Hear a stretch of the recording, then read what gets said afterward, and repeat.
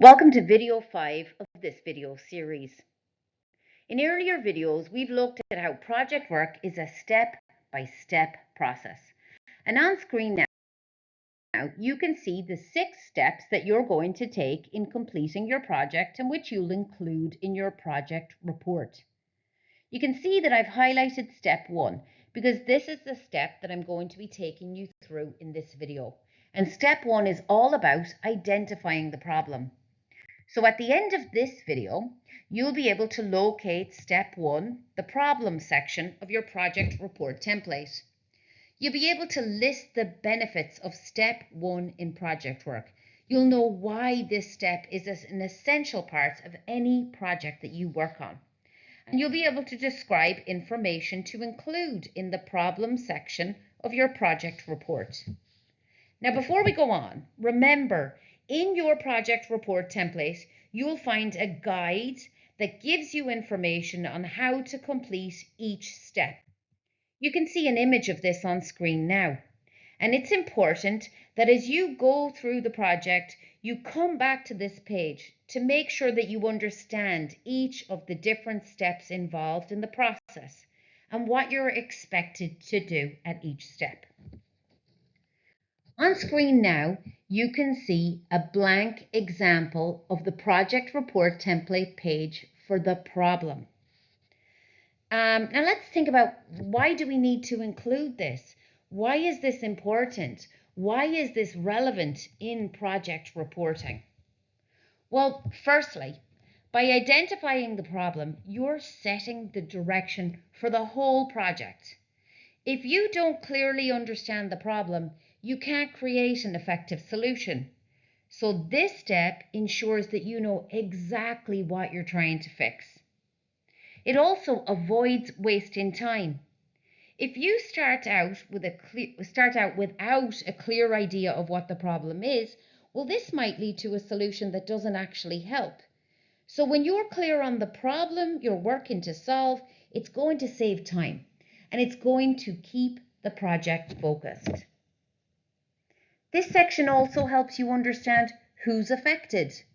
Knowing your target audience or your users makes your solution more relevant and more useful.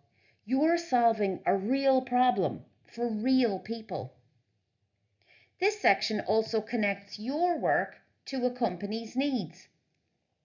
Companies care about solutions that address their challenges.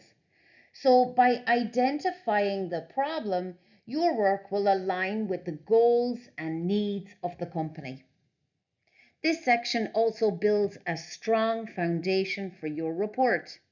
Every other step that follows this, the planning step, the solution step, getting feedback, the presenting step, it all depends on step 1.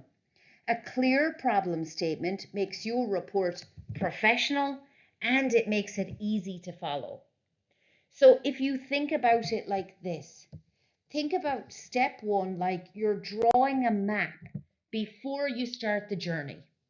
If the map is wrong, you're going to get lost. You're going to lose time and you might not get to where you need to go. So with all of that in mind, well, what do you include in this section of your project report? So at the start of your project, you're going to be given a project brief. This could be given to you by your teacher, maybe a supervisor, your industry partner, etc. And within that project brief, when you read it, you're going to find out that the company is facing a problem. And you need to ask yourself, well, what exactly is the problem being faced? Then you need to think about, well, who does the problem affect? Who are the target audience or the users for your solution? And then you need to think about how it affects your target audience or your users. What are the main issues or the main pain points that they face? Now, once you've identified the problem that your target audience or your company faces, the next thing you need to do is outline the exact mission of your project, because the mission is going to tell the reader exactly what your project wants to achieve, but it's also going to give you a clear goal to work towards. You're also going to need to describe the solution that you're going to develop while you're working on the project. And then you're going to need to tell your reader, well, what are the benefits of the solution? What benefits do your solution bring? And then why is this the best solution? You should also be given information on the difference that your solution is going to make to both your target audience or the company or industry partner. So as you can see, there's a lot of decisions that you need to make in step 1 of your project. And you're going to use this section of your project report template to document all of these decisions. Now, when you're completing this area of your project report, you'll need to write between 200 and 300 words. And because you're writing up to 300 words, you might need to duplicate this page of the project report in Canva to give you more space for your ideas. And if you look at the image on screen, you can see where I've left clicked on my mouse in Canva, and that's brought up the option for me to duplicate the page, and you can see I've circled that for you.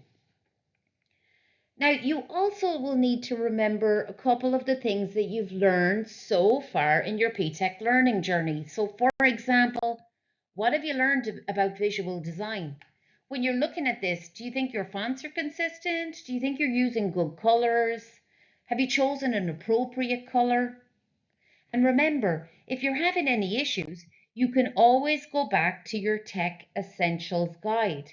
So if you have any questions, for example, on what font should I use, or how am I going to customize the Canva template, maybe going back here into tech support will help you.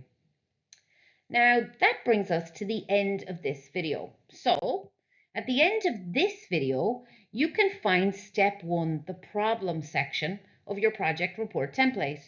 You now know why this step is important, and you can list benefits of step 1. And you can also describe information that you can include in the problem section of your project report. In our next video, we're going to move on and we're going to look at step 2. Thanks for watching.